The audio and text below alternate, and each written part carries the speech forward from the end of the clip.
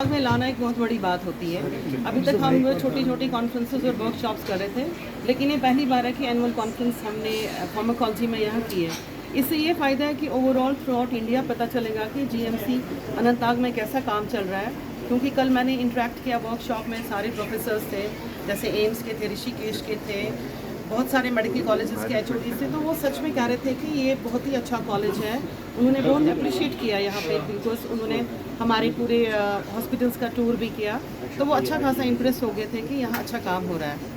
Ma'am ये बताएंगे कि इस तरह की कॉन्फ्रेंसेस हम देख रहे हैं कि हमेशा मुनक्किद की जा रही है, कोई खास बेसिकली एकेडमिक्स जो होते हैं तो उसका ये पार्ट एंड पार्सल है कि इसमें कॉन्फ्रेंसेस, सीएमईज और वर्कशॉप होना चाहिए।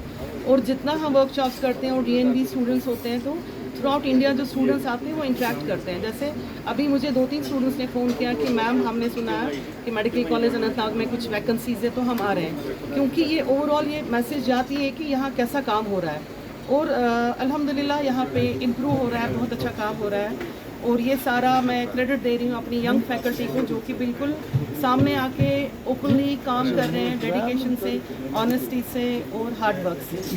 हमारी जो पॉपुलेशन है, हम 25 लाख से ज़्यादा को केटर करते हैं, और जब से ये ट्रेन्स यहाँ आने लगी हैं तब से मैक्सिमम पेशेंट्स जम्मू डिस्ट्रिक्ट से भी यहाँ आते हैं, और वो कहते हैं कि यहाँ की ट्रीटमेंट हमें अच्छी लग रही है।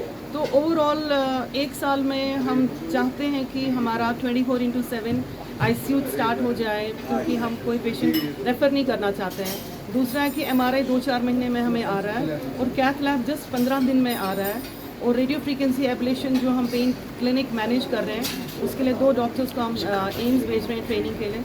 सो पेन मैनेजमेंट होगा, आईसीयू यहाँ होगा, और कैथ लैब के जितने भी लाइक पेशेंट्स होंगे वो हम यहाँ ही हार्ट के ट्रीट करेंगे। तो किसी पेशेंट को साउथ कश्मीर से हार्ट के लिए नहीं जाना पड़ेगा, क्योंकि कैथ लैब बिल्कुल आ गई है, और सिर्फ बिजली की कनेक्शन हमें उसका देना है, तो वो भी हो जाएगा। मेरी रिक्वेस्ट होगी कि आप हमारे साथ ताउन कीजिए, क्योंकि रश बहुत होता है। जैसे मैं बोल रही हूँ कि 10 लाख के करीब हमें लोग ओपीडी में आते हैं, 80,000 के पेशेंट हमें एडमिट होते हैं, 70,000 पेशेंट्स का हम यहाँ सर्जरी करते हैं, तो दिन ब दिन हमें यहाँ रश बढ़ेगा।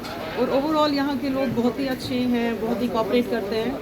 तो कैथ लैब का मैं बोलूँगी कि 29 को वो आ रहा है हमारे हॉस्पिटल, क्योंकि वो कैथ लैब बिल्कुल तैयार है।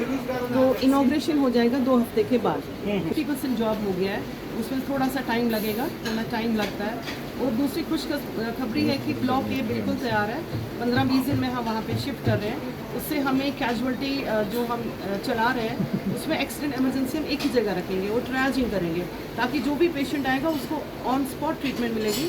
उसको कार्डियोलॉजी में जाना है, उसको सर्जरी में जाना है या ऑर्थोपेडिक्स में जाना है, जिस डिपार्टमेंट में जाना है ट्रायजिंग हो जाएगी। तो ब्लॉक ए एक बहुत बड़ी खुशखबरी है कि वो स्टार्ट हो रहा है। दूसरा है कि ओवरऑल कंस्ट्रक्शन वर्क स्टार्ट हो गया है, जो इतने साल से रुका पड़ा हुआ था।